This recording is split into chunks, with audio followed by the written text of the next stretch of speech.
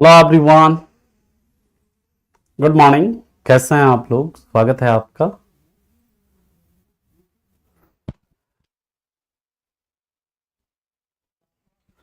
Hello everyone, good morning. कैसे हैं आप लोग? स्वागत है आपका खान ग्लोबल स्टडीज के ऑफिशियल ऐप पर। मैं आपका जीएस मेंटर ज्ञान प्रकाश झा आपके सामने हाजिर हूं केमिस्ट्री की इंट्रोडक्शन क्लास लेकर। और आज हम लोग डिस्कस करने वाले हैं कि केमिस्ट्री में आखिर हम लोग क्या क्या पढ़ने वाले हैं, केमिस्ट्री है क्या, इसके बारे में हम लोग चर्चा करेंगे। तो एक बार सभी लोग जुड़ जाएंगे, then we will start the session of today. फिर हम लोग आज के सेशन को स्टार्ट करते हैं और बात करेंगे केमिस्ट्री के बारे में कि केमिस्ट्री है क्या, केमिस्ट्री में किन किन टॉपिक्स को पढ़ना है, कौन सा टॉपिक हमारे लिए ज़्यादा इंपॉर्टेंट है, कहाँ से सवाल बनते हैं, क्या क्या सवाल बन सकते हैं, है ना। और बात हम लोग करेंगे कि किस ने मतलब आपको कहाँ से क्या पढ़ना है, आपको क्या क्या करना है केमिस्ट्री के लिए, कितने सवाल बनेंगे, है ना। सारा कुछ हम लोग आज डिस्कस करने वाले हैं इसके बारे में। तो सभी लोग एक बार जुड़ जाएं। हेलो पुष्पेंद्र, राजा, प्रीति, जितेंद्र, अंकित, सुनील, मुकेश, सोनजीत, सूरज, विकास, प्रदीप, धनेश्वर, सिका, राजा, रोशन, नीतीश, ओमकार, बीरेंद्र, ललित, मनोज, निकी, प्रतिभा। चलिए तो स्टार्ट करते हैं हम लोग आज के सेशन को। तो सबसे पहले हम लोग बात करते हैं कि ये केमिस्ट्री है क्या आखिर।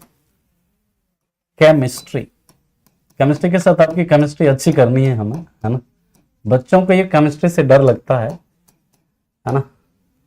लेकिन मेरा काम है इस डर को आपके अंदर से दूर किया जाए, है ना। बच्चों को बड़ा बोरिंग भी लगता है कई बार ये सब्जेक्ट, है ना। तो चिंता नहीं करना है ना। अब ये केमिस्ट्री का जो डर है ना, इससे हम दूर करेंगे। तो मेरा सबसे पहला सवाल है कि आप केमिस्ट्री से क्या समझते हैं, रसायन से आप क्या समझते हैं, क्या है रसायन शास्त्र, आप बताइए। हाँ जी, अगर किसी को केमिस्ट्री नहीं आता है, बिल्कुल डरने की जरूरत नहीं है ना। सबको केमिस्ट्री आएगा, चिंता मत करिए। What is chemistry? Study of liquid. अच्छा, ठीक है, धन्यवाद अमन इसके लिए। स्टडी ऑफ एटम की स्टडी, ठीक है, साइंस की स्टडी, ओके, ठीक है। केमिकल का जानकारी है, स्टडी ऑफ केमिकल्स है, रिएक्शन की स्टडी है। देखिए सबके अलग अलग जवाब आ रहे हैं और बिल्कुल आप लोग अपने हिसाब से सही बता रहे हो। लेकिन केमिस्ट्री की अगर बात करें तो simple in a single word, chemistry की बात करें तो केमिस्ट्री क्या है? Study of matter. Study of matter यानी कि द्रव्य या जो पदार्थ है, द्रव्य अथवा पदार्थ का अध्ययन। एक सिंपल सी लाइन में अगर बात करें, केमिस्ट्री के बारे में हम लोग किसके बारे में पढ़ते हैं? सिंपली मैटर के बारे में, पदार्थ के बारे में। कोई भी द्रव्य है उसके बारे में हम लोग पढ़ते हैं। और ये केमिस्ट्री वर्ड की उत्पत्ति कहां से हुई है, इसे भी हम लोग देखेंगे। अभी फादर ऑफ केमिस्ट्री किसे कहा जाता है, ये भी देखेंगे, एक एक चीज देखेंगे। लेकिन याद रखिएगा ये जो मैटर है इसमें हम लोग किसके बारे में पढ़ेंगे? तो मैटर का, कोई भी पदार्थ है उसका क्या संगठन होता है, यानी उसका कंपोजिशन क्या है।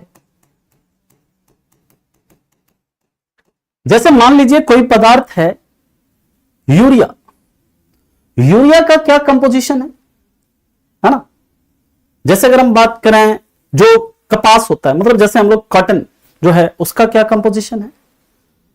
जैसे बात करते हैं कांसा है, उसका क्या कंपोजिशन है। जैसे मान लीजिए नमक खा रहे हैं तो उसका क्या कंपोजिशन है। बर्फ है तो उसका क्या कंपोजिशन है। यानी कि कोई भी पदार्थ जो है उसका क्या संगठन है, उसके बारे में हम लोग क्या करेंगे, यहां पर बात करेंगे पहले। दूसरा यहां पर हम लोग बात करेंगे उसकी अभिक्रिया। और याद रखिएगा ये जो अभिक्रिया है ना सर, अभिक्रिया यानी रिएक्शन, ये आपके एग्जाम के लिए बहुत इंपॉर्टेंट है। कहते हैं ना, रेलवे को जो सबसे ज्यादा पसंद है वो रिएक्शन कराना।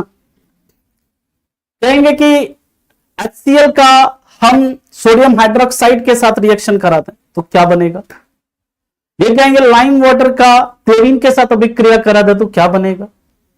आपसे पूछ देंगे, एक अभिक्रिया दे देंगे, पूछ देंगे इसमें से कौन सा रिएक्शन है, ये कंपोजिशन रिएक्शन है, डिस्प्लेसमेंट रिएक्शन है, डिपोजिशन रिएक्शन है ना, कंबशन रिएक्शन है।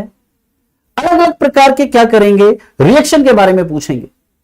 और कई बार दे देंगे रिएक्शन और पूछेंगे इस रिएक्शन को बैलेंस करो। पूछेंगे आपसे इस रिएक्शन के अंदर एक तरफ का प्रोडक्ट दे देंगे, पूछेंगे दूसरे तरफ का प्रोडक्ट क्या होगा।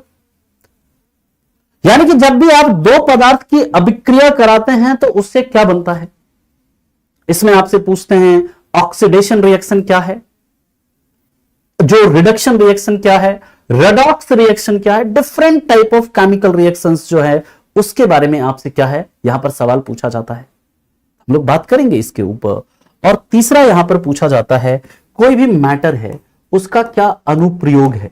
अनुप्रयोग यानी कि उसका क्या एप्लीकेशन है, क्या उसका यूज है हमारे जीवन में। जैसे आपसे पूछ देंगे कि अग्निशमक यंत्र जो बना होता है उसमें किसका यूज होता है। आपसे पूछ देंगे कि कार की बैटरी में, इन्वर्टर की बैटरी में किसका यूज होता है। आपसे पूछ देंगे कि जो माचिस की तीली है, माचिस की तीली में किसका यूज होता है। आपसे पूछ देंगे कि जो आपका आर्टिफिशियल रेन के लिए, कृत्रिम वर्षा के लिए किसका यूज करते हैं। आपसे पूछ देंगे कपड़े पर इंक का दाग छुड़ाने के लिए किसका यूज करते हैं। डिफरेंट डिफरेंट जो है उसके यूजेस आपसे पूछे जाते हैं। हम लोग देखेंगे किसका अलग अलग पदार्थों का क्या क्या यूज है। We will discuss each and everything. बस आपको अभी मैं बता रहा हूं कि क्या हम लोगों को पढ़ना है इसमें, ये केमिस्ट्री है क्या। तो केमिस्ट्री क्या है, स्टडी ऑफ मैटर यानी पदार्थों का या द्रव्यों का अध्ययन। इसमें हम लोग क्या पढ़ेंगे, द्रव्यों का क्या संगठन है, उसकी अभिक्रिया क्या है और उसके अनुप्रयोग क्या है। इसी में है पूरा का पूरा केमिस्ट्री। पूरे केमिस्ट्री में हम लोग इसी के बारे में पढ़ने वाले हैं, ठीक है। लेकिन ये जो केमिस्ट्री वर्ड है ना, याद रखिएगा, रस केमिस्ट्री वर्ड की उत्पत्ति किससे हुई है, ध्यान से समझिएगा। केमिस्ट्री शब्द की उत्पत्ति, केमिस्ट्री शब्द की उत्पत्ति कीमिया वर्ड से हुई है। कीमिया, याद रखना, पूछा जाता है कीमिया शब्द से हुई है, जिसका अर्थ क्या होता है, जिसका अर्थ काला पदार्थ होता है। काला पदार्थ यानी कि ब्लैक सब्सटेंस होता है या ब्लैक मैटर होता है, काला पदार्थ होता है। यानी जो केमिस्ट्री वर्ड है ना, इसका ऑरिजिन कहां से हुआ है, एक वर्ड से, कीमिया वर्ड से, जिसका मतलब क्या है, काला पदार्थ, काला मिट्टी या कोई काली चीज, है ना, ये इसका मतलब है, ठीक है। पहले आप इसे लिखिए, फिर चलते हैं इसके आगे। फटाफट इसे लिखो, फटाफट इसे लिखिए, फिर इसके आगे चलेंगे हम लोग। एक एक पॉइंट देखिए, नोट्स आपको बनाना है कैसे, तो मैं अभी आपको बता रहा हूं। नोट्स बनाने के लिए आपको क्या करना है,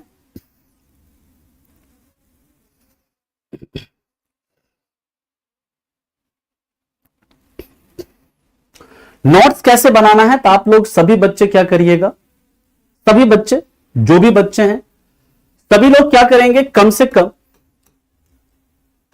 200 पेज की एक कॉपी ले लीजिएगा। 200 पेज की कॉपी, 200 पेज यानी दोनों तरफ मिला के 200 और 100 पन्ना बोल सकते हैं आप, है ना। जब दोनों तरफ गिनते हैं तो उसको क्या बोलते हैं, पन्ना, ठीक है। तो यार 200 पेज की आप लोग कॉपी ले लीजिए, ठीक है, और या फिर 100 पन्ना, इतना का क्या करना है आपको, केमिस्ट्री के लिए सिर्फ इतने का कॉपी लेना है। और जो भी मैं आपको बता रहा हूं, जो भी मैं आपको बता रहा हूं, एक एक पॉइंट को अपने उस पर नोट में क्या करना है, लिखते जाना है, एक एक पॉइंट को। आप लोग बिल्कुल परेशान मत होइए। ये जो आपका क्लास में यहां पर क्या हम लोग पढ़ेंगे, तो याद रखिएगा आपके सिलेबस में साफ साफ है एनसीईआरटी। कहां तक की एनसीईआरटी, क्लास 10 तक की एनसीईआरटी का जो केमिस्ट्री के चैप्टर्स हैं, उसे हम लोगों को पढ़ना है। प्योरली एनसीईआरटी बेस्ड रहता है आपका सवाल, तो एनसीईआरटी के बारे में हम लोग तो पढ़ेंगे ही पढ़ेंगे यहां पर, क्योंकि वो तो हमारा कोर है, वो तो पढ़ना ही पढ़ना है। साथ ही साथ क्या करेंगे हम लोग यहां पर और भी जो एक्स्ट्रा फैक्ट्स हैं, जहां से कि रेलवे भर भर के सवाल पूछता है, वो करेंगे। साथ ही साथ हम लोग डेली कोशिश करेंगे कि लगभग 5 से 10 आपको प्रीवियस ईयर के क्वेश्चंस कराएं उस टॉपिक से रिलेटेड डेली। जैसे हम लोग कोई टॉपिक पढ़ेंगे तो लास्ट में डेली कोशिश रहेगी कि आपको 5 से 10 पीवाईक्यूज कराए जाए उस टॉपिक से रिलेटेड, ताकि आपको एक आइडिया लगे किस तरह के सवाल बनते हैं।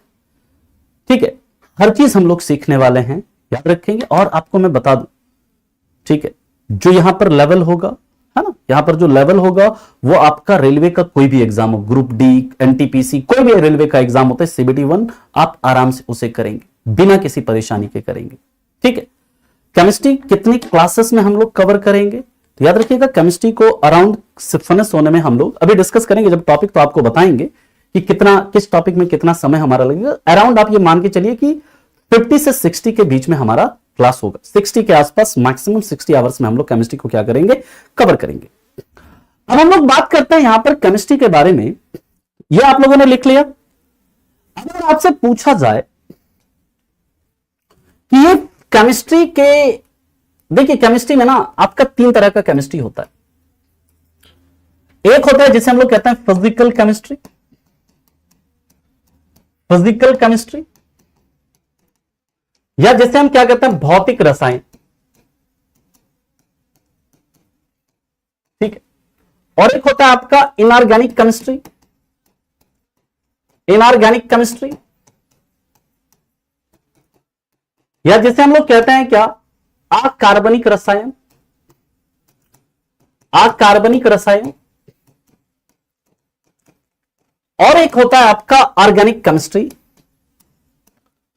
ऑर्गेनिक केमिस्ट्री, या फिर जैसे हम कहते हैं कार्बनिक रसायन।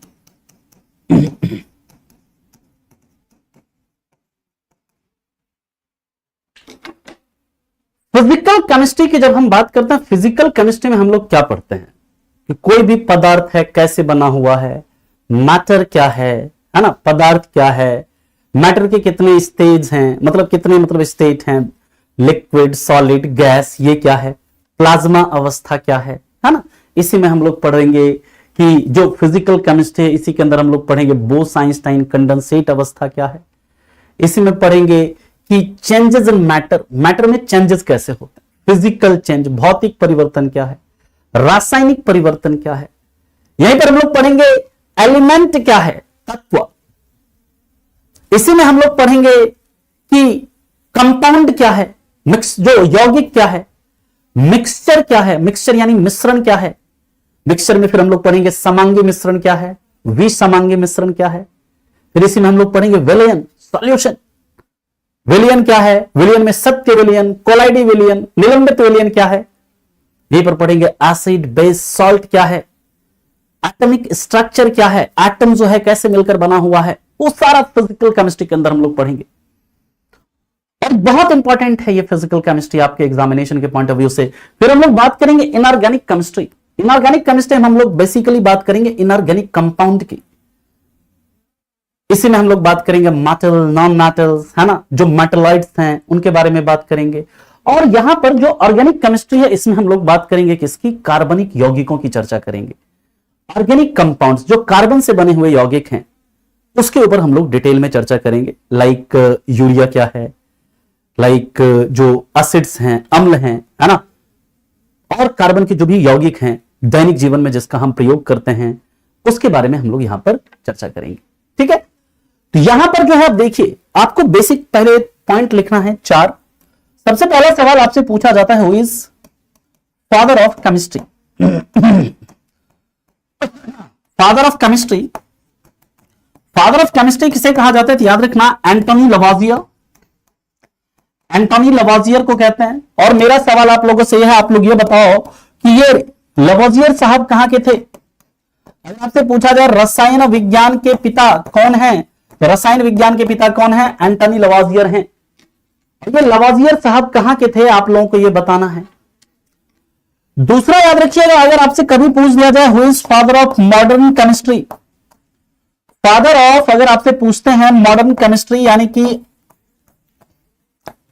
आधुनिक रसायन विज्ञान के पिता कौन है, तो घबराना नहीं है आपने, ये बस घुमा के पूछ देते हैं आधुनिक रसायन विज्ञान के पिता कौन है, आपको अडिग रहना है।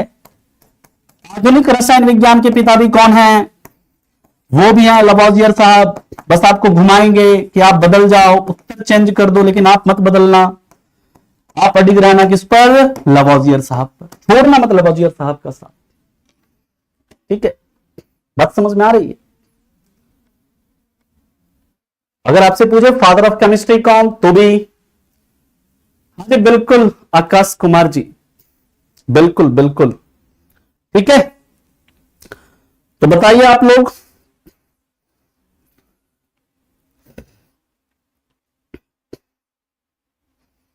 यहां तक लिखो फिर चलते हैं इसके आगे, यहां तक लिखिए फिर इसके आगे चलते हैं, नेक्स्ट पॉइंट पर मूव करेंगे।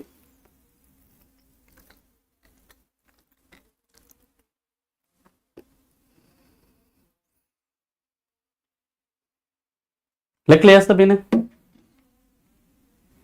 ठीक है ठीक है ठीक है। फ्रांस के थे, लिख लेना आप लोग, बिल्कुल आप लोग सभी बच्चे सही बता रहे हैं, ये एक फ्रेंच केमिस्ट थे, या लिख लीजिएगा फ्रांस के थे, है ना। कई बार क्या होता है ना, रेलवे पूछ देता है। ठीक है, चलो अब हम लोग आगे चलें, गुड गुड गुड, ठीक है ठीक है, आगे मूव करा अब हम लोग। अब देखिए इसके बाद आपसे दो सवाल और पूछेंगे। ठीक है, आपसे पूछेंगे भाई साहब ये बताओ फादर ऑफ इनऑर्गेनिक केमिस्ट्री कौन है, फादर ऑफ इनऑर्गेनिक केमिस्ट्री कौन है, फादर ऑफ इनऑर्गेनिक केमिस्ट्री यानी अकार्बनिक रसायन के पिता कौन है, अकार्बनिक रसायन के पिता कौन है, तो बताइए अकार्बनिक रसायन के पिता कौन है, Alfred Warner, good good very good, बहुत बढ़िया बहुत बढ़िया, अल्फ्रेड वार्नर, ये जो है किसके हैं, इनऑर्गेनिक केमिस्ट्री के पिता हैं, अल्फ्रेड वार्नर, है ना। और अगर आपसे पूछे who is father of organic chemistry, ये तो आपको नहीं भूलना है नाम इनका, नहीं तो ये बुरा मान जाएंगे आपसे। फादर ऑफ ऑर्गेनिक केमिस्ट्री, कार्बनिक रसायन के पिता कौन, ये तो हर एक बच्चे को पता होना चाहिए। कार्बनिक रसायन का पिता कौन, कार्बनिक रसायन के पिता कौन है, बताइए। अरे भैया कार्बनिक रसायन का पिता कौन, जिसने यूरिया का आविष्कार किया, और यूरिया का आविष्कार किसने किया है, तो वो किया है किसने, फ्रेडरिक वॉलर, किसने, फ्रेडरिक वॉलर ने। फ्रेडरिक वॉलर ने यूरिया का आविष्कार कब किया था, 1828 में। किससे किया था, अमोनियम साइनेट नामक पदार्थ से किया था, याद रखिएगा। ठीक है, अभी सिलेबस को डिस्कस करेंगे बाबू, है ना, सिलेबस को डिस्कस करेंगे, है ना। यहां तक किसी को कोई दिक्कत, तो याद रखिएगा ऑर्गेनिक केमिस्ट्री के पिता कौन है, फ्रेडरिक वॉलर। अब चलते हैं हम लोग टॉपिक को डिस्कस करते हैं, सिलेबस डिस्कस करेंगे, है ना। यहां तक किसी को कोई समस्या है तो बताओ।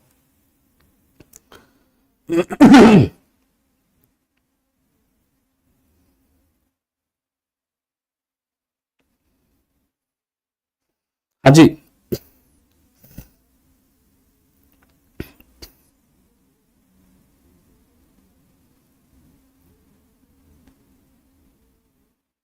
बताइए यहां तक किसी को कोई दिक्कत,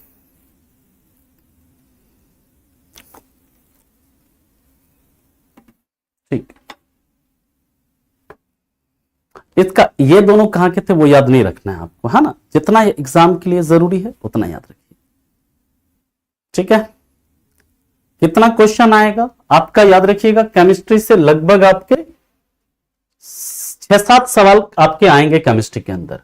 और मेरा एक सवाल है आप लोगों से, है ना, एक सवाल है आप लोगों से कि आप ये बताइए कि जो एलिमेंट है, एक वर्ड है एलिमेंट, एलिमेंट यानी तत्व, ठीक है, तत्व, एलिमेंट शब्द किसने दिया, कोई बता सकता है, और कब दिया, यह बताइए। अब हम लोग बात करते हैं टॉपिक की। सिलेबस क्या है, क्या क्या टॉपिक्स हम लोगों को पढ़ने हैं, किस टॉपिक में कितना समय हम लोगों को लगेगा, कहां से कैसे सवाल बनेंगे, हम लोग डिस्कस करते हैं एक एक चीज को। और याद रखिएगा, एलिमेंट वर्ड जो दिया था, एलिमेंट वर्ड क्वाइन किया था किसने, रॉबर्ट बॉयल ने। कब किया था, इन 1661। कब, 1661 में रॉबर्ट बॉयल ने। ठीक है, अब टॉपिक को हम लोग डिस्कस करते हैं और हर टॉपिक से रिलेटेड मैं आपसे एक सवाल पूछूंगा, है ना, और उस सवाल को आपने वन लाइनर के फॉर्म में लिखना है, क्योंकि अगर मैं सवाल आपसे पूछ रहा हूं तो इसका मतलब कि वो किसी ना किसी एग्जाम में पूछा गया है। ठीक है, तो सबसे पहला जो टॉपिक हम लोग पढ़ने वाले हैं यहां पर मैटर, और हर टॉपिक को कितने लेक्चर में खत्म करेंगे ये भी आपको बताते चलेंगे। मैटर यानी पदार्थ, या इसी को हम लोग क्या बोलते हैं, द्रव्य कहते हैं। ठीक है, मैटर यानी पदार्थ, यानी क्या, इसे हम लोग क्या कहते हैं, द्रव्य कहते हैं। और इसे हम लोग फिनिश करेंगे अराउंड 4 लेक्चर्स हमारे इसमें जाएंगे, यानी कि 4 घंटे में हमारा 4 लेक्चर में ये हमारा टॉपिक कंप्लीट होगा। इसमें हम लोग पढ़ेंगे क्या क्या इस मैटर के अंदर, कि मैटर के क्या क्या मतलब स्टेट हैं, अवस्थाएं क्या क्या है, लिक्विड स्टेट क्या है, सॉलिड स्टेट क्या है, गैस स्टेट क्या है, प्लाज्मा स्टेट क्या है, बोस-आइंस्टाइन स्टेट क्या है, बोस-आइंस्टाइन कंडेंसेट अवस्था ये क्या है, इसके बारे में बात करेंगे। साथ ही साथ बात करेंगे चेंजेस इन मैटर, यानी कि सॉलिड लिक्विड में कैसे चेंज होगा, लिक्विड गैस में कैसे चेंज होगा, गैस सॉलिड में कैसे चेंज होगा, सॉलिड कैसे डायरेक्टली गैस में चेंज होता है, यह सब्लिमेशन क्या है, ऊर्ध्वपातन क्या है, इसके बारे में बात करेंगे। डिपोजिशन क्या है, इसके बारे में बात करेंगे। कंडेंसेशन क्या है, संघनन क्या है, इसके ऊपर चर्चा करेंगे, यहीं पर हम लोग बात करेंगे। तो मेरा सवाल भी है आप लोगों से एक, कि वहां पर हमने विश्वकर्मा बोला था relation between matter and energy, relation between matter and energy बोला था, जाकर के देखिएगा। ठीक है, हाँ 10th लेवल तक का ही पढ़ना है हम लोगों को। तो मेरा आप लोगों से प्रश्न यह है कि आप ये बताइए, जो पदार्थ की चौथी अवस्था है दैट इज प्लाज्मा अवस्था, प्लाज्मा अवस्था की खोज किसने की थी, आप लोग ये बताएंगे। प्लाज्मा अवस्था को किसने खोजा, सबसे पहला सवाल है। एलिमेंट शब्द जो दिया था रॉबर्ट बॉयल ने दिया था 1661 में, 1661 में।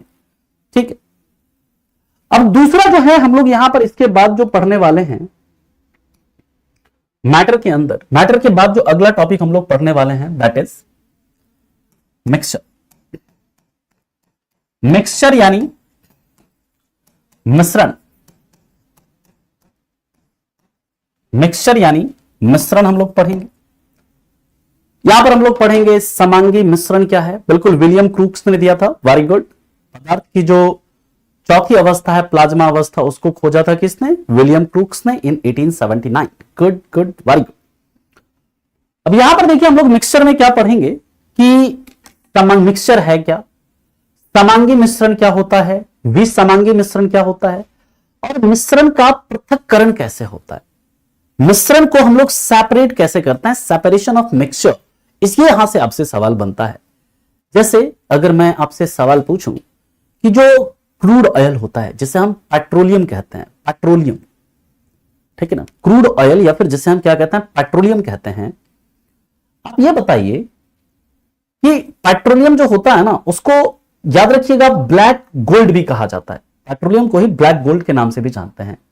तो क्रूड ऑयल का पृथक्करण जो होता है, उसके अंदर जो डिफरेंट डिफरेंट सब्सटेंस है उसको जो अलग किया जाता है, उसे किस विधि से अलग किया जाता है, बताइए किस मेथड से अलग किया जाता है उसे। क्रूड ऑयल को, कच्चा तेल जो होता है या जिसे पेट्रोलियम भी हम लोग कहते हैं, उसे किस मेथड के द्वारा सेपरेट किया जाता है, तो याद रखिएगा उसके लिए हम लोग यूज करते हैं क्या, फ्रैक्शनल डिस्टिलेशन। फ्रैक्शनल डिस्टिलेशन या फिर जिसे हम क्या कहते हैं, प्रभाजी आसवन विधि कहते हैं। और प्रभाजी आसवन के द्वारा हम क्या करते हैं, कच्चे तेल के अंदर जो जो अलग अलग पदार्थ है उसे हम लोग क्या करते हैं, अलग करने का काम करते हैं। ठीक है, बात समझ में आ गई। इसी तरह अगर आपसे पूछा जाए कभी कि कपूर और बालू का मिश्रण है, कपूर और बालू का मिश्रण है, उसे अलग करना है तो कैसे करेंगे, उसके लिए एक मेथड होता है सब्लिमेशन, सब्लिमेशन या फिर जिसे कहते हैं ऊर्ध्वपातन, ऊर्ध्वपातन। तो ऊर्ध्वपातन विधि से अलग करते हैं, है ना। एक एक पॉइंट को हम लोग क्या करेंगे, देखेंगे यहां पर, ठीक है। अब इसके बाद तीसरा जो हमारा टॉपिक होगा, ये टॉपिक याद रखिएगा, बहुत इंपॉर्टेंट टॉपिक है, सॉल्यूशन। सॉल्यूशन यानी जिसे हम कहते हैं विलयन। याद रखिएगा ये जो है आपका कितने लेक्चर में होगा, 4 लेक्चर में। मिक्सचर आपका 2 लेक्चर में होगा। 2 लेक्चर हम लोग किसके बारे में पढ़ेंगे, मिक्सचर के बारे में पढ़ेंगे। सॉल्यूशन जो होगा इसमें भी आपका 2 लेक्चर जाएगा, और सॉल्यूशन बहुत इंपॉर्टेंट है साहब। सॉल्यूशन में खास करके आपसे पूछा जाता है किसके बारे में, सबसे ज्यादा सवाल जो बनता है वो बनता है कोलाइडी विलयन से, कि कोलाइडी विलयन जो है वो क्या है। कोलाइडी विलयन में आपसे पूछेगा जेल क्या है, सॉल क्या है, सॉलिड सॉल क्या है, इमल्सन पायस क्या है ना, एरोसॉल क्या है, यह सब आपसे पूछा जाएगा। जैसे आपसे पूछ दिया जाएगा कई बार कि जो आपका क्लाउड है, क्लाउड यानी बादल, किस प्रकार का कोलाइडी विलयन है। आपसे पूछ दिया जाएगा दूध, मिल्क किस प्रकार का कोलाइडी विलयन है। इस प्रकार के सवाल आपसे क्या होंगे, बनेंगे यहां से, ठीक है। यहां पर ये जो टॉपिक है ना, ये बहुत इंपॉर्टेंट टॉपिक है, और यहां से बहुत सवाल बनते हैं, कहां से, खास करके यहां पर कोलाइडी विलयन से। तो इसके बारे में हम लोग बात करेंगे यहां पर। जैसे अगर हम दूध की बात करें, दूध जो है, मिल्क जो है, वो किस प्रकार का कोलाइडी विलयन है, वो इमल्सन है, इमल्सन यानी पायस है, ठीक है। कहां से ज्यादा सवाल बनेगा वो भी हम बताएंगे आपको, कहां से ज्यादा सवाल बनता है, कौन सा टॉपिक कितना इंपॉर्टेंट है, सब बताएंगे आपको। इसके बाद चौथा टॉपिक जो पढ़ेंगे ना हम लोग, that is acid, base and salt. Acid, base and salt, अम्ल, क्षार और लवण, बहुत इंपॉर्टेंट टॉपिक है, बहुत महत्वपूर्ण टॉपिक है ये।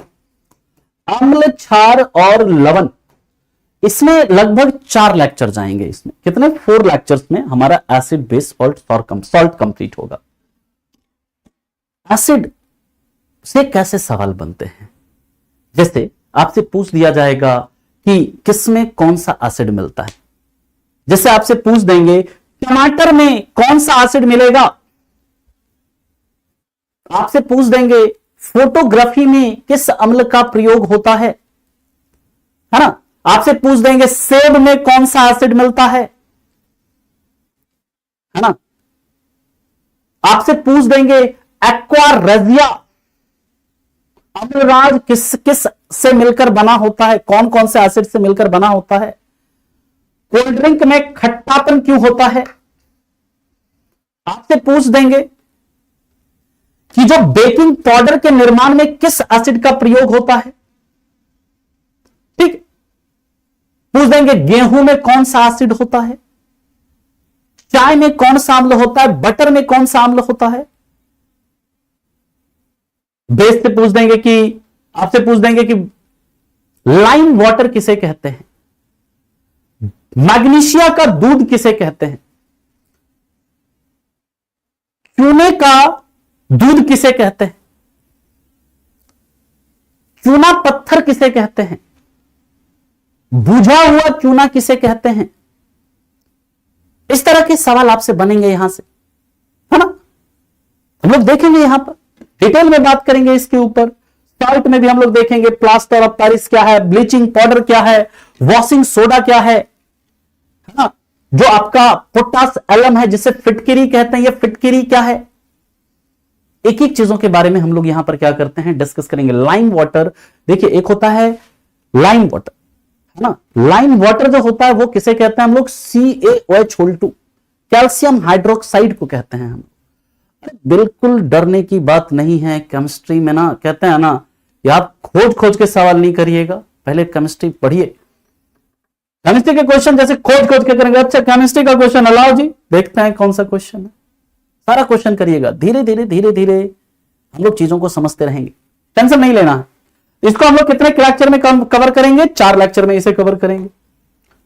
इसके बाद जो 5वां टॉपिक होगा, 5th topic, again very important topic, atomic structure.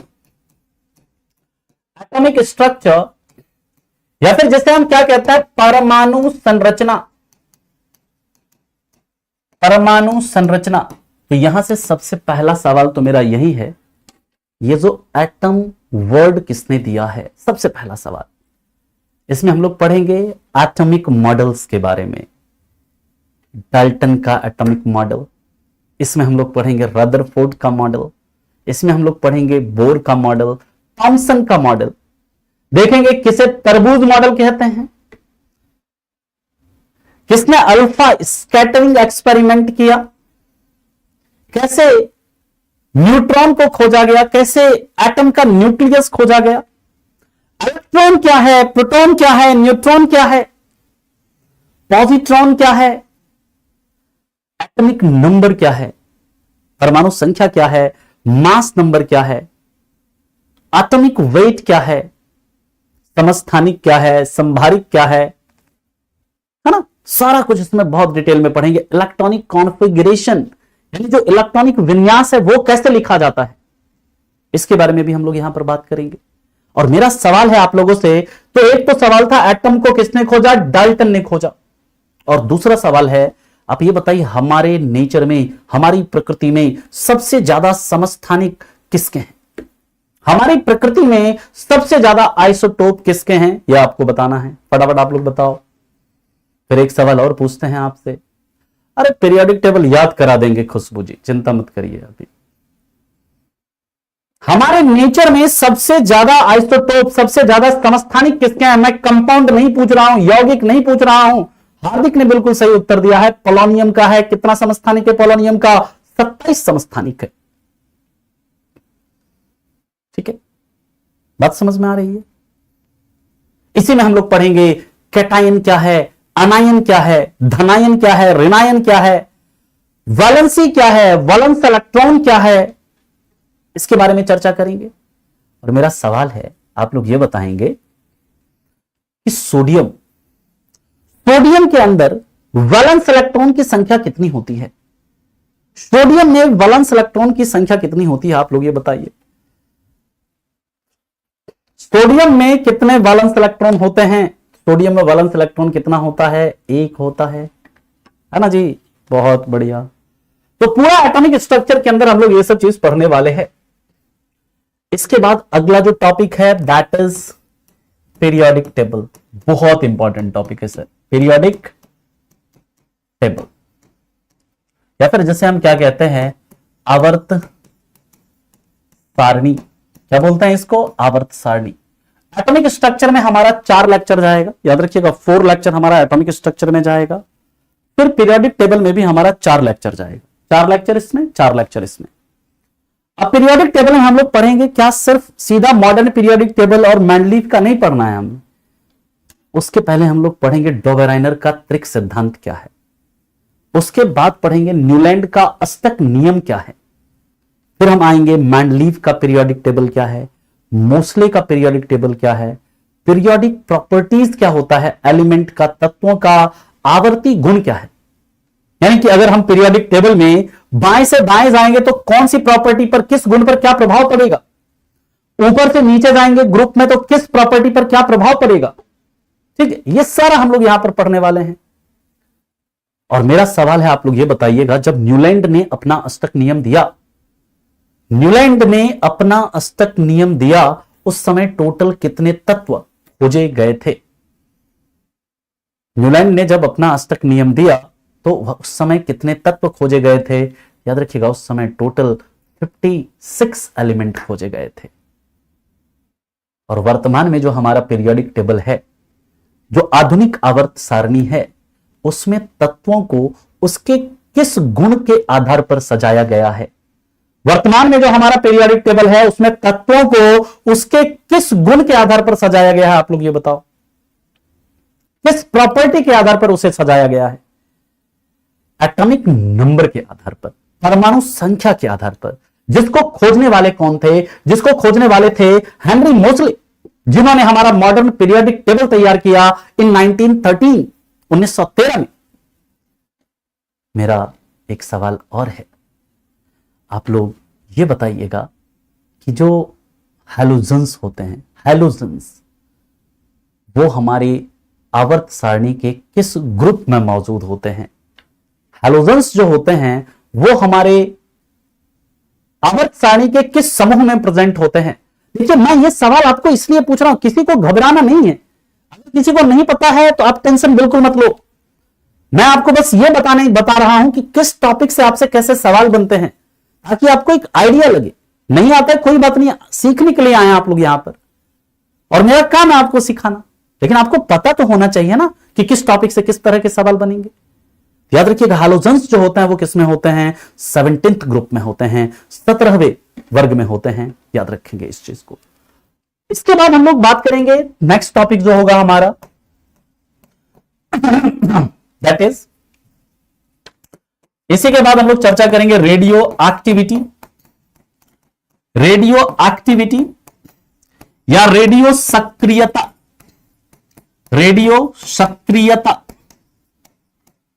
Radio सक्रियता के बारे में पढ़ेंगे कि रेडियो सक्रियता क्या है, इसकी खोज किसने करी, रेडियो एक्टिविटी रेज क्या है, अल्फा बीटा गामा रेज ये सब क्या है, रेडियो एक्टिविटी के रेट को हम लोग मेजर कैसे करते हैं। रेडियो एक्टिविटी को खोजने वाले कौन थे? Henry Becquerel. कब खोजा? 1896 में, है ना। इसमें अल्फा रे की क्या प्रॉपर्टी है, बीटा रे की क्या प्रॉपर्टी है, गामा रे की क्या प्रॉपर्टी है, कैंसर का ट्रीटमेंट करते हैं तो उसमें किस रे का प्रयोग करते हैं, अल्फा रे एक्चुअली में क्या होता है, बीटा रे एक्चुअली में क्या होता है।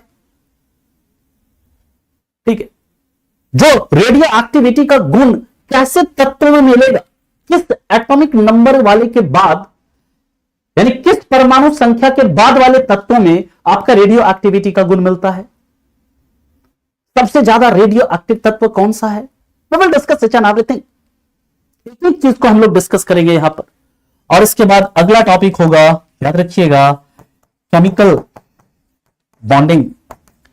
केमिकल बॉन्डिंग बहुत इंपॉर्टेंट है। अगेन, केमिकल बॉन्डिंग यानी रासायनिक बंध। रासायनिक बंध, रासायनिक बंध के अंदर हम लोग पढ़ेंगे सहसंयोजी बंध क्या होता है, कोवेलेंट बॉन्ड क्या होता है, कोऑर्डिनेट बॉन्ड क्या होता है, आयनिक बॉन्ड क्या होता है, हाइड्रोजन बॉन्ड क्या होता है, सबसे मजबूत बंध कौन सा है, सिग्मा बॉन्ड क्या है, पाई बॉन्ड क्या है, इसके बारे में भी हम लोग चर्चा करेंगे। ठीक है, कि आयनिक बॉन्ड कैसे बनता है। हम लोग बात करेंगे कोवेलेंट बॉन्ड कैसे बनता है, कोऑर्डिनेट बॉन्ड कैसे बनता है, हाइड्रोजन बॉन्ड क्या होता है, सिग्मा बॉन्ड, पाई बॉन्ड ये क्या है। मेरा आप लोगों से एक सवाल है कि नाइट्रोजन जो है, नाइट्रोजन के मॉलिक्यूल्स के अंदर कितने सिग्मा और कितने पाई बॉन्ड हैं, ये बताइए। जो नाइट्रोजन है, नाइट्रोजन के मॉलिक्यूल्स के अंदर कितने सिग्मा और कितने पाई बॉन्ड हैं। और साथ ही साथ मेरा सवाल है, ये जो बेंजीन है, बेंजीन में कितने सिग्मा और कितने पाई बॉन्ड हैं। याद रखिएगा, बेंजीन में कितना सिग्मा, 12 सिग्मा और कितना पाई, 3 पाई बॉन्ड है। 12 सिग्मा और कितना पाई बॉन्ड है जी, 3 पाई बॉन्ड है। बात समझ में आया?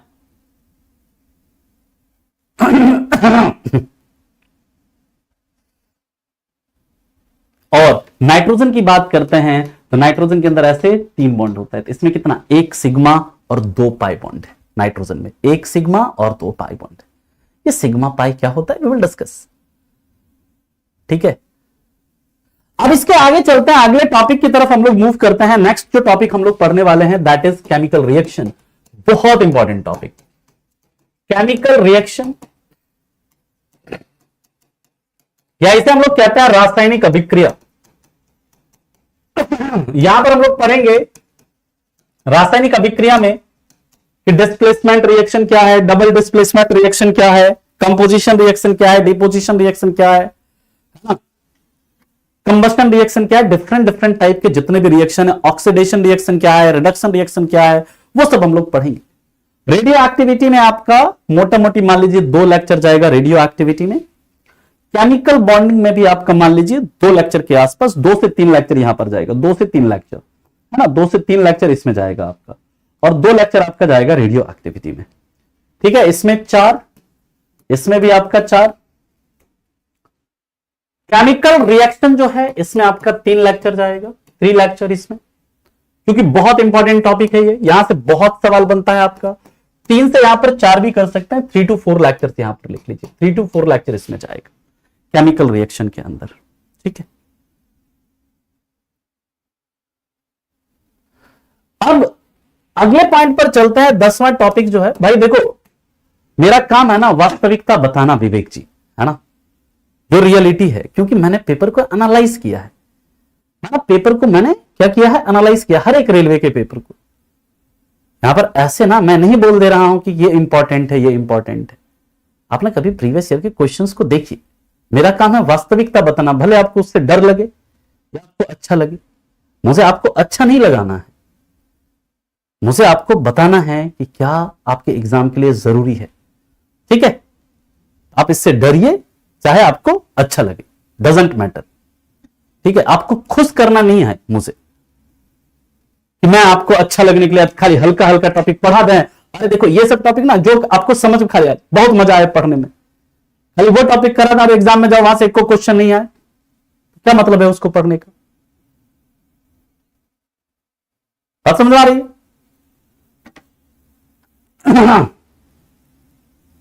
अब इसके बाद की बात करते हैं, 10वां जो है 10वां टॉपिक हम लोग पढ़ेंगे metal and their ores. Metal and their ores ये आपका एक लेक्चर में कंप्लीट होगा, एक लेक्चर लगेगा इसमें, यानी धातु एवं उसके अयस्क, धातु एवं उसके अयस्क। मेरा 2 सवाल है यहां से। सबसे पहला तो आप ये बताइए कि नेशनल केमिकल लेबोरेटरी कहां पर है, राष्ट्रीय रासायनिक प्रयोगशाला कहां पर है, पहला सवाल है। और दूसरा सवाल मैं आपसे फिर पूछता हूं, यहां पर हम लोग सभी धातु और उसके अयस्क के बारे में पढ़ेंगे कि लोहा और उसका क्या क्या अयस्क है, जिंक का कौन कौन और है ना, और भी जो भी मतलब टिन का क्या है, सिल्वर का क्या है, गोल्ड का क्या है, यूरेनियम का क्या है, सबका पढ़ेंगे। और राष्ट्रीय रासायनिक प्रयोगशाला कहां पर है, तो याद रखना ना दिल्ली में है, ना चेन्नई में है, ना मुंबई में है, पुणे में है। कहां पर है? पुणे में। इसके बाद अगला टॉपिक पढ़ेंगे हम लोग metals, non metals, metals, non metals and metalloids. Metals, non metals and metalloids, यानी धातु, अधातु एवं उपधातु, यानी इसमें हम लोग जितने भी मेटल्स हैं उसका क्या यूज है, उसके क्या अलॉय हैं, क्या मिश्रा धातु हैं, हाँ, कोई भी मेटल है उसका क्या प्रॉपर्टी है, किसी भी नॉन मेटल का क्या प्रॉपर्टी है ना, ये सब हम लोग पढ़ेंगे यहां पर। ठीक है, जैसे हम लोग पढ़ेंगे कि जर्मन सिल्वर है किससे किससे मिलकर बना होता है, झूठा सोना, फॉल्स गोल्ड हम लोग किसे कहते हैं। यहीं पर हम लोग पढ़ेंगे कि फिलोसफर्स वुल किसे कहा जाता है, नीला थोथा, नीला कशीस किसे कहते हैं, है ना, कई सारी चीजें हम लोग पढ़ेंगे यहां पर। इसके बाद जो अगला टॉपिक होगा that is cement and glass. Cement and glass, यहां पर हम लोग पढ़ेंगे सीमेंट एंड ग्लास। ठीक है, सीमेंट और ग्लास, सीमेंट का क्या कंपोजिशन है, कैसे बनता है, सीमेंट को हार्ड कैसे किया जाता है ना, सीमेंट में जो उसका सेटिंग रेट है उसको घटाने के लिए या उसको बढ़ाने के लिए उसमें क्या मिलाया जाता है ना। कांच जो होता है, कांच के अलग अलग रंग, सीमेंट एवं कांच। कांच क्या है, तो कांच एक सुपर कूल लिक्विड है, कैसे है बात करेंगे। और इस मेटल, नॉन मेटल, मेटलॉइड्स में याद रखिएगा अराउंड आपका 5 से 6 लेक्चर जाएगा, इसमें अराउंड 6 लेक्चर के आसपास मान लीजिए। सीमेंट और ग्लास में आपका 1 लेक्चर जाएगा सीमेंट और ग्लास में, क्योंकि ये छोटा सा टॉपिक है ना। फटाफट इसे लिखिए, फिर चलते हैं इसके आगे। कौन सा, जैसे हम लोग यहां पर बात करेंगे कि ट्यूबलाइट में कौन से कांच का प्रयोग होता है, इलेक्ट्रिक बल्ब में कौन सा कांच रहता है, जो चश्मा लगाते हैं उसमें कौन सा ग्लास का यूज होता है ना। प्लास्टिक का जो मतलब आपका कांच का बोतल होता है उसमें कौन सा ग्लास यूज होता है ना, सब हम लोग क्या करेंगे, बात करेंगे यहां पर। ठीक है, बराबर है। चलिए अब इसके आगे की बात करते हैं। नेक्स्ट टॉपिक जो हमारा होगा 13th टॉपिक, यहां पर हम लोग पढ़ेंगे हाइड्रोकार्बन एंड फ्यूल। फिर से बहुत इंपॉर्टेंट टॉपिक है हाइड्रोकार्बन एंड फ्यूल, यानी हाइड्रोकार्बन और ईंधन, हाइड्रोकार्बन एवं ईंधन। यहां पर हम लोग बात करेंगे जितने भी हाइड्रोकार्बन्स हैं, एल्केन, एल्कीन, एल्काइन, है ना, एल्केन, एल्कीन, एल्काइन में क्या फर्क है। ठीक है, इसके बाद जितने भी आपके हाइड्रोकार्बन्स हैं उसके बारे में पढ़ेंगे। मीथेन क्या है, इथेन क्या है, प्रोपेन, ब्यूटेन, है ना, एथिलीन, एसिटिलीन, है ना, ये जितने भी हाइड्रोकार्बन्स हैं उसके बारे में बात करेंगे। और जितने भी फ्यूल्स हैं लाइक एलपीजी, सीएनजी, है ना, बायोगैस क्या है, गोबर गैस क्या है, ठीक है, और भी कई सारे गैसेस हैं, गैसो हल क्या है, इन सब के बारे में हम लोग यहां पर क्या करेंगे, चर्चा करेंगे। और यहां सिर्फ चर्चा नहीं करेंगे, आपको प्रीवियस ईयर के क्वेश्चंस भी करवाएंगे, परेशान मत होइएगा, साथ साथ आपको क्वेश्चन करवाते रहेंगे ताकि आप क्वेश्चन करो क्लास में ही। इसके बाद अगला जो टॉपिक होगा दैट इज पॉलीमर। पॉलीमर यानी जिसे हम लोग क्या कहते हैं, बहुलक, क्या बोलते हैं, बहुलक। यहां पर हम लोग पढ़ेंगे किसके बारे में, नेचुरल पॉलीमर पढ़ेंगे पहले, फिर आर्टिफिशियल पॉलीमर पढ़ेंगे। यहां पर हम लोग पढ़ेंगे नाइलॉन क्या है, प्लास्टिक क्या है, प्लास्टिक में पढ़ेंगे थर्मोसेटिंग प्लास्टिक क्या है, थर्मोप्लास्टिक क्या है। अच्छा, दो सवाल है मेरा यहां से। पहला सवाल आपसे यह है कि पहला मानव निर्मित प्लास्टिक कौन सा है, फर्स्ट मैन मेड प्लास्टिक कौन सा है, यह आप बताइए। और लास्ट टॉपिक है हमारा chemistry in daily life. Chemistry in daily life, chemistry in daily life या दैनिक जीवन में रसायन। ये दैनिक जीवन में रसायन में हम लोग पढ़ेंगे साबुन क्या है, तेल क्या है, जो भी दैनिक जीवन में यूज करता है ना, पाउडर, है ना, सेंट, ठीक है, सरफ, क्रीम, टूथपेस्ट, है ना, ठीक है, इसके बाद शराब, है ना, इस सब के बारे में हम लोग कहां पर बात करेंगे, केमिस्ट इन डेली लाइफ में। जो डेली लाइफ में केमिस्ट्री यूज करते हैं, कि मतलब जो केमिस्ट डेली लाइफ में जो यूज होता है हमारा, उसके बारे में हम लोग यहां पर बात करेंगे। और याद रखिएगा पहला मानव निर्मित प्लास्टिक कौन सा है, बेकेलाइट। बेकेलाइट जो कि एक थर्मोसेटिंग प्लास्टिक है। और नाइलॉन जो है, याद रखिएगा फर्स्ट मानव निर्मित रेशा है। पहला मैनमेड फाइबर जो है ना, फर्स्ट मैनमेड फाइबर, वो कौन सा है, वो है आपका नाइलॉन, जिसका आविष्कार किसने किया था, डब्ल्यू कैरोथर्स ने किया था। किसने, डब्ल्यू कैरोथर्स ने। और याद रखिएगा जो नाइलॉन है, नाइलॉन आपका स्टील से भी ज्यादा क्या होता है, मजबूत होता है, स्ट्रॉन्गर होता है। ठीक है, तो ये हमारे टॉपिक्स हैं। इन टॉपिक्स को हम लोग क्या करने वाले हैं, इस पूरे केमिस्ट्री के अंदर पढ़ने वाले हैं।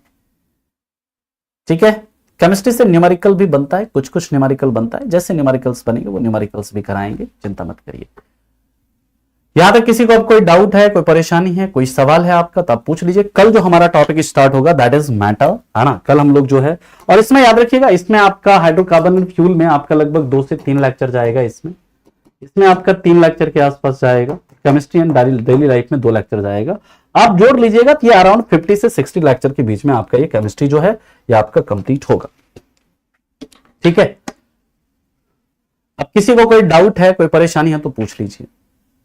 नोट्स जैसे मैं बनाऊंगा, जैसे मैं बोर्ड पर लिखूंगा, सेम वैसे ही आपको नोट्स क्या करना है, बनाना है। ठीक है,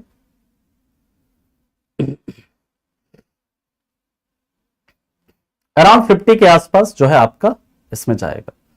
ठीक है,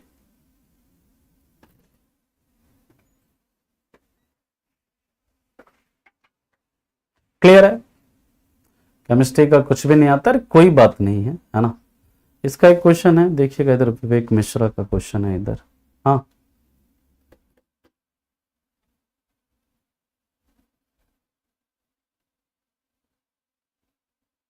पॉल्यूशन मैं नहीं पढ़ाऊंगा, वो एनवायरनमेंट में आप पढ़ेंगे पॉल्यूशन वगैरह।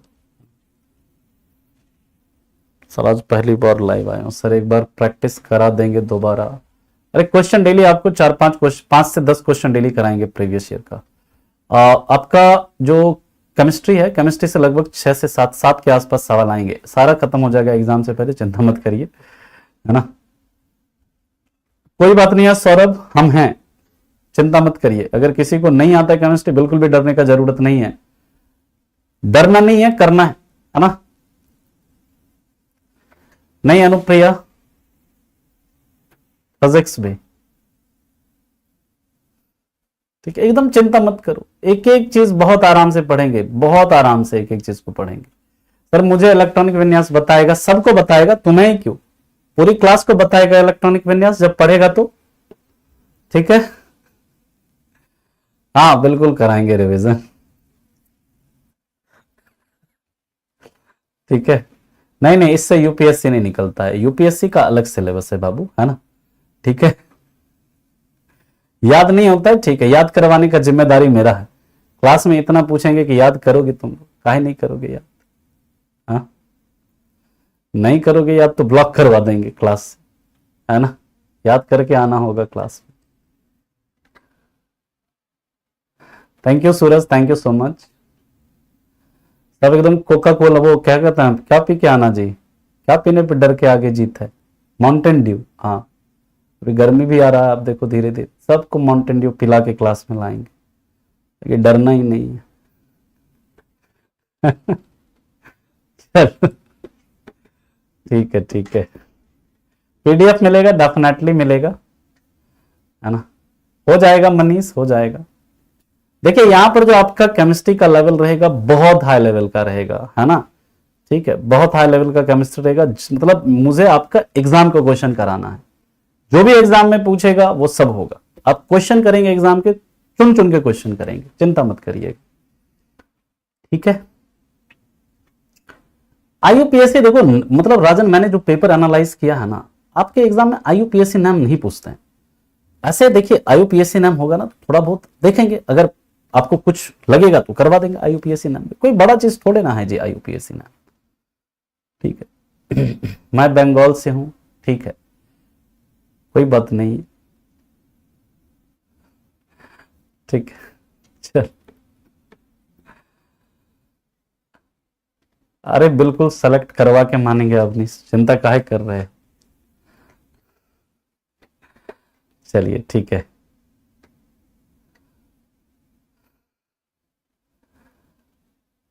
देखिए ये जो है ना, अभी आपका जो एग्जाम, अभी अगले जब तक एग्जाम नहीं होता है, सबको बस प्रण लेना है कि इस बार हमको निकालना है, और इसके अलावा कोई ऑप्शन नहीं। ये मान लो कि ये एग्जाम जो हमको निकालना है, और उसके लिए जितना मेहनत कर सकते हो ना उतना मेहनत करो, जितना मेहनत कर सकते हैं आप।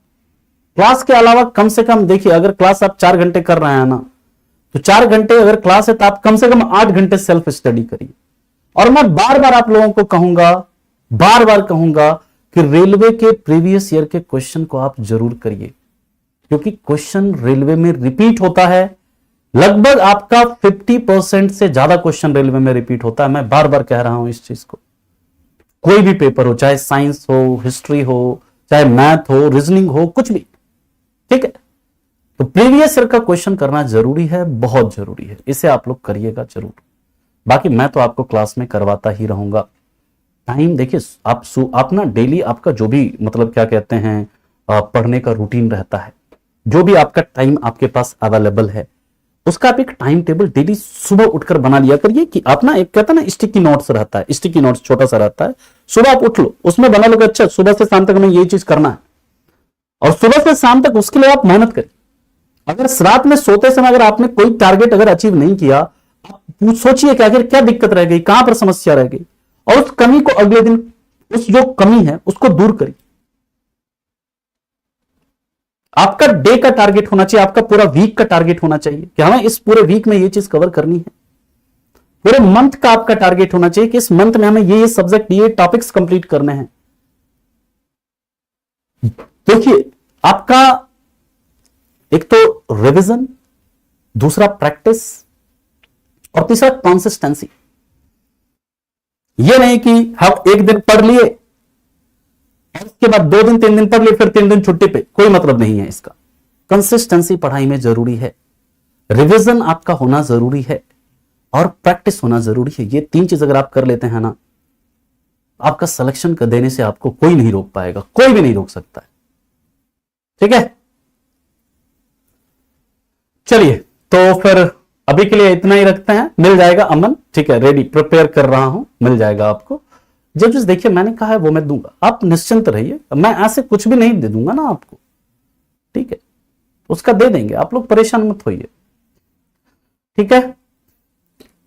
चलिए तो मिलते हैं फिर आपसे, है ना, नेक्स्ट क्लास में। कल हम लोग स्टार्ट करते हैं पहले टॉपिक को, दैट इज मैटर यानी पदार्थ। ये पूरा वीक हमारा मैटर ही चलेगा। मिलते हैं आपसे कल की क्लास में, तब तक के लिए क्या है तो आपका सवाल क्या है?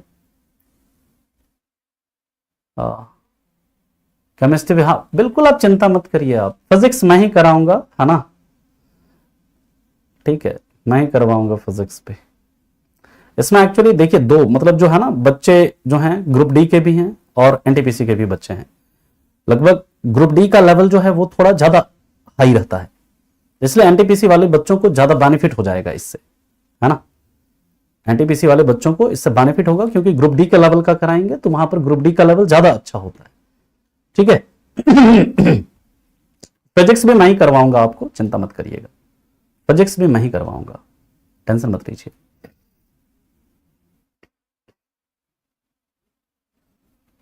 अच्छा दर्शन, आप जीडी से हैं, ओके, हाँ एक शेखर भी है जीडी बैच का, काफी बच्चे हैं जो और भी डिफरेंट डिफरेंट बैच के हैं, ठीक है, ठीक है, ऑलमोस्ट सिलेबस सेम है, ठीक है, डेफिनेटली हो जाएगा अमन, बिल्कुल हो जाएगा, ठीक है। पीवाईक्यू आज भी है? आज नहीं है, आज तो बस जस्ट मैंने आज तो इंट्रोडक्शन क्लास है ना, कल से आपका कराएंगे पीवाईक्यू, चिंता मत करिए, डेफिनेटली होगा, कांस्टेबल वगैरह भी हो जाएगा, चिंता मत करिए। चलिए पूछ लेना एमडी, जो भी डाउट है ना आप पूछ लेना, आप जिस दिन जो डाउट क्लास वो होगा उस दिन आप पूछ लेना या उसमें सबमिट कर दीजिए, ठीक। परीक्षा क्या है, सवाल पूछो, ठीक है, करवा देंगे, आईयूपीएससी नाम भी करवा देंगे। सवाल पूछिए, क्या है सवाल? अब देखो टाइम में मेरी क्लास है 12:30 से, तो मुझे अब क्लास को एंड करना पड़ेगा, माफी चाहूंगा। अब मिलते हैं आपसे कल से, जो भी आपका डाउट है उसे हम लोग कल देखते हैं, क्योंकि मेरी अब क्लास है अगली, तो मिलते हैं कल की क्लास में, जो भी डाउट होगा उसे हम कल ले लेंगे। Thank you so much, bye, take care and have a good day.